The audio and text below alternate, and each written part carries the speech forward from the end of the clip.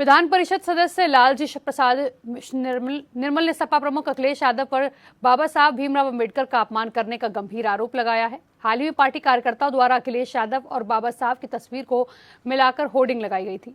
लखनऊ में आज डॉक्टर निर्मल ने कहा कि अखिलेश यादव का दलित विरोधी चेहरा सामने आया है।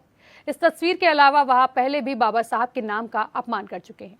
आगे क्या कुछ बोले डॉक्टर लालजी प्रसाद निर्मल ने, सुनिए। मैंने अखिलेश यादव से सवाल किया है कि आप दलितों पिछड़ों का अपमान क्यों करते हैं। जो दलित पिछड़े महापुरुष हैं उसको आपने सत्ता में रहने पे अपमानित किया और सत्ता के बाद जब आप सत्ता में नहीं हैं तब भी अपमानित कर रहे हैं। इन्होंने बाबा साहब डॉक्टर अंबेडकर जो दलितों के भगवान हैं उनके चेहरे के साथ अपना चेहरा मिला लिया। किसी के भगवान के साथ आप अन्य धर्मों के किसी भगवान के साथ, किसी खुदा के साथ अपना चेहरा लगा के देखिए क्या प्रतिक्रिया होती है। दलितों का भगवान है इसलिए आप इस प्रकार का चेहरा विकृत करेंगे और उसकी जिम्मेदारी एक कार्यकर्ता के ऊपर दे रहे हैं। ये वही अखिलेश यादव हैं जो 2012 में बाबा साहब डॉक्टर अंबेडकर के नाम 5 संस्थानों से हटाए थे। एक नहीं 5। अंतर्राज्यीय बस अड्डा लखनऊ, हरित उद्यान गोमती नगर, संभल और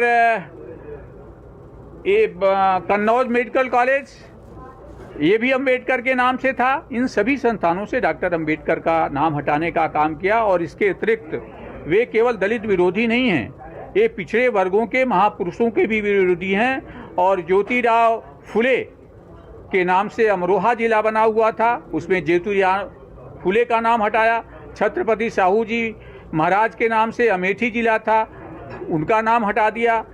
केजी मेडिकल विश्वविद्यालय छत्रपति साहू जी महाराज जो आरक्षण के जनक थे उनके नाम से था, उनका भी नाम हटा दिया। तो इस प्रकार से ये लोग दलित विरोधी और पिछड़ा विरोधी लोग हैं। केंद्र सरकार आपकी है, उत्तर प्रदेश में ये इतने हजारों नाम बदले गए, जब अखिलेश यादव ने जो नाम बदले आप फिर नाम बदल सकते हैं? नहीं, देखिए, हम नाम को बदलने में और रखने में बहुत यकीन नहीं करते।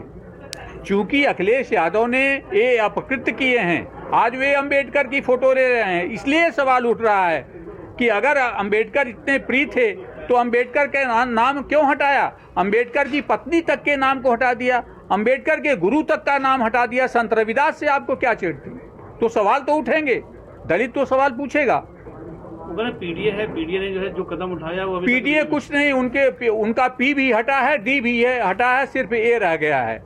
और आने वाले दिनों में देखिएगा जो गति बहुजन समाज पार्टी की हुई वही समाजवादी पार्टी की होगी।